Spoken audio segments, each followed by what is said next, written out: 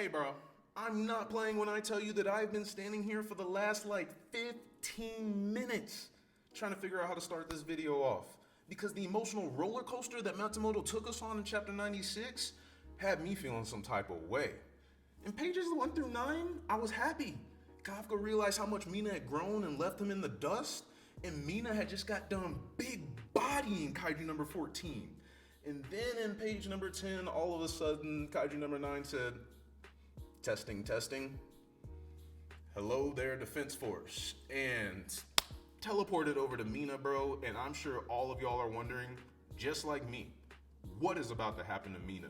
But if you've been around this channel long enough, I've been telling y'all for months that Kaiju number 9's ultimate plan was to get to Mina. Don't act like you're brand new to this. Let's get into it, man.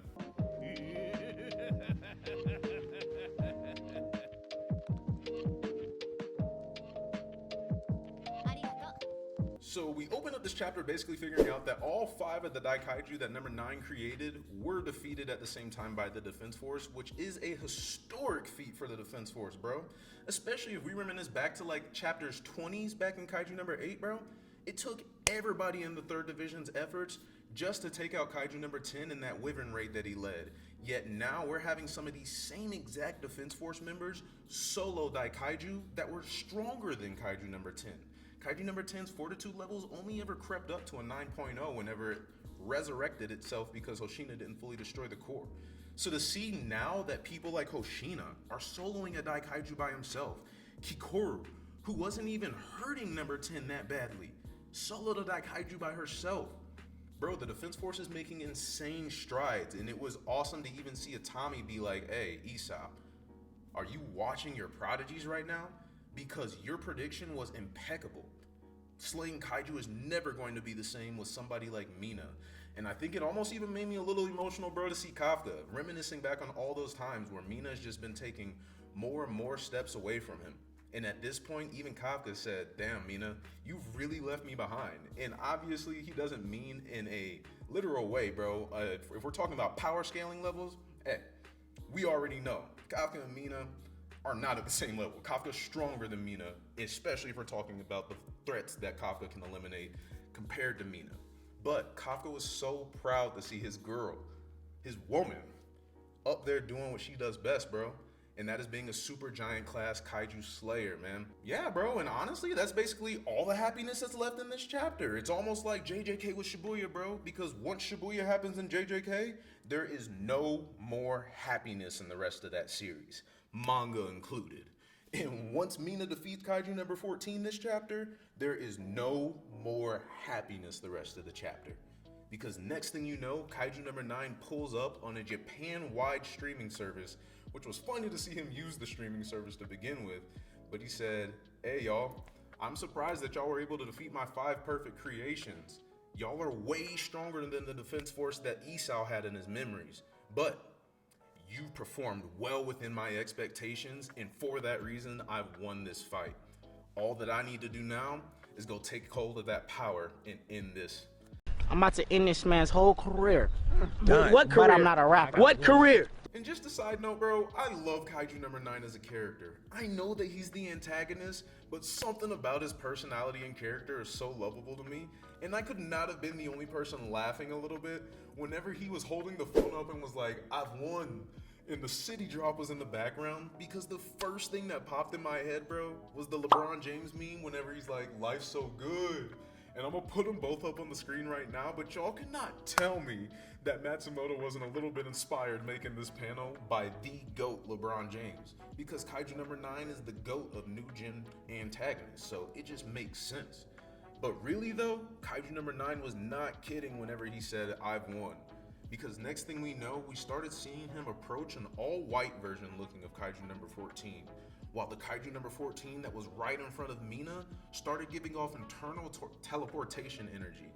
And next thing you know, we ended up figuring out that Kaiju number 14 getting shot down was exactly what Kaiju number 9 wanted, bro. Kaiju number 14 was actually a teleportation portal for number 9 to get to from where he was at to where Mina was at in the split of an eye, bro. And he walked out of that portal and pulled up on Mina Ashiro and said, now let's start wrapping things up. And this panel, dog, bro, this panel, sheesh, Kaiju number 9 looks so intimidating in it. So intimidating, but so happy at the same time, bro. And what's wild is Kaiju number 9 only said, I've won this fight. Kaiju number 9 did not even mention bringing about the Kaiju era, bro. Kaiju number 9 didn't mention winning no wars. This was literally just a chess piece for Kaiju number 9. Bro hasn't even talked about the Kaiju era yet. And he said that the next time he made an appearance would be the start of the Kaiju era. And if he does absorb Mina Ashiro right here, I promise you, it will be the start of the Kaiju era, bro. It's crazy, man. This series is heating up so much. One thing I will say is, whenever Mina took that last shot to destroy Kaiju number 14, she was jumping off Bako's back in midair, right? So the reason that she landed in the middle of the street right next to 14 was probably because that's where Bako landed her at. So I got to imagine that Mina's not just giving up easy, bro. She's gonna be fighting for her life, and Bako's gonna help her. So hopefully Bako and Mina can buy themselves enough time to wait for Kafka to pull up, bro. Because Kafka is not letting this happen. Kafka already watched Isao get absorbed, and he couldn't make it there in time. And I already know that he still hasn't forgiven himself for that. All of the training that he's done has been to help his comrades and to not let something like that happen again. And then number 2 thing that you got to think of is, what did Itami say before any of this war started, bro? And we were fitting a certain somebody for the Kaiju number 6 suit. He said, so you plan on pitting the old king of Kaiju against the new king of Kaiju. And that somebody is Reno Ichikawa, bro. They have been waiting to release Reno Ichikawa until Kaiju number 9, the new king of Kaiju, finally made his appearance in this war. So not only do I think that Kafka is gonna pull up, but Reno will also possibly pull up to this fight, bro. Now the question is, do they get there before Mina has been absorbed or before she's been rendered incapacitated? Because regardless, even if Kaiju number 9 can absorb Mina right now, he still could at least kidnap Mina and be able to absorb her whenever he takes her back to wherever. But at the same time, bro, I hope that Mina doesn't get killed or absorbed already, because we finally just started getting some more like backstory about Mina, bro. It finally started feeling like we were getting to the point where, hey, like Kafka is gonna catch up and he is gonna get the fight by her side.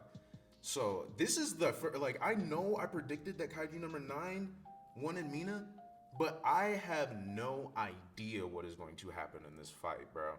I have no idea what is going to happen. The only 2 things that I can say that I believe will happen is that Kafka is gonna pull up and fight side by side with his boo, or maybe just like friend, whatever they are, you feel me? And I do think that Reno will pull up during this fight at some point, because like Itami said, we gotta pit the old king of Kaiju, aka Kaiju number 6 in Reno, against the new king of Kaiju, which is Kaiju number 9. And at this point, we're gonna need all the help that we can get, because the last time that Kaiju number 9 pulled up after absorbing Isao, bro, and Narumi and Kafka were fighting Kaiju number 9 together and still couldn't beat him while his body was falling apart. Hey, Kaiju number 9 ain't nothing to play with.